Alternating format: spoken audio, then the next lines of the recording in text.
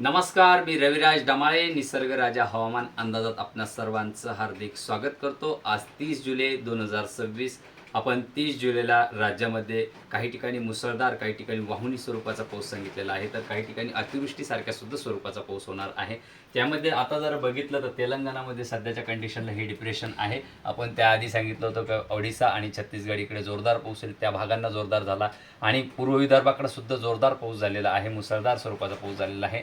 आता सध्या तेलंगणातून मराठवाड्यात हे डिप्रेशन येण्याची शक्यता असल्यामुळे मराठवाड्यातील जवळपास छत्रपती संभाजीनगर, जालना जिल्हा, बीड, धाराशिव, लातूर, परभणी, हिंगोली, नांदेड या भागांना जवळपास जोरदार स्वरूपाचा, मुसळधार स्वरूपाचा आज रात्रीला 30 जुलै रोजी पाऊस होण्याची शक्यता या भागांना आहे. सध्या जर बघितलं तर संपूर्ण राज्यात ढगाळ वातावरण झालेलं असून हलका मध्यम स्वरूपाचा पाऊस हा सध्यासुद्धा दुपारच्या सत्रात जवळपास महाराष्ट्रात संपूर्ण भागात चालू आहे. काही भागांना पावसाची अजूनसुद्धा कमतरता आहे, पण सर्व भागांना जवळपास हलका मध्यम पाऊस चालू आहे आणि याचा जोर 30 तारखेला रात्रीच्या वेळेस आज जवळपास मराठवाडा या भागांना व अकोला, अमरावती, वाशिम, वर्धा, यवतमाळ, बुलढाणा या भागांना जोरदार स्वरूपाचा पाऊस होण्याची शक्यता आज रात्रीला सुद्धा आहे. आणि त्यानंतर हे डिप्रेशन जे आहे ते छत्रपती संभाजीनगरला रात्रीच्या वेळेस येणार आहे. छत्रपती संभाजीनगरच्या जवळपास जळगावच्या आणि संभाजीनगरच्या मधून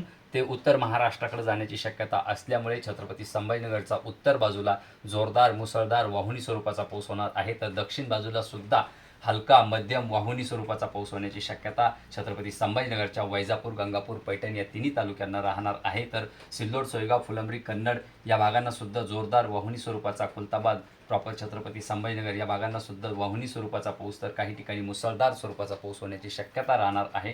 आणि उत्तर महाराष्ट्र जे आहे ते आज रात्रीला 30 तारखेला इकडे जोरदार पावसाला सुरुवात होईल. आता सध्याच्या कंडिशनला हलका मध्यम स्वरूपाचा पाऊस हा आज सुद्धा दिवसभर चालू राहील आणि रात्रीच्या वेळेस 30 तारखेला आणि 31 तारखेला सकाळी दुपारीपर्यंत आणि संध्याकाळपर्यंत उत्तर महाराष्ट्रातील जळगाव, धुळे, नंदुरबार या भागांना, नाशिक जिल्हासुद्धा या भागांना जोरदार, मुसळधार स्वरूपाचा पाऊस होण्याची शक्यता राहील.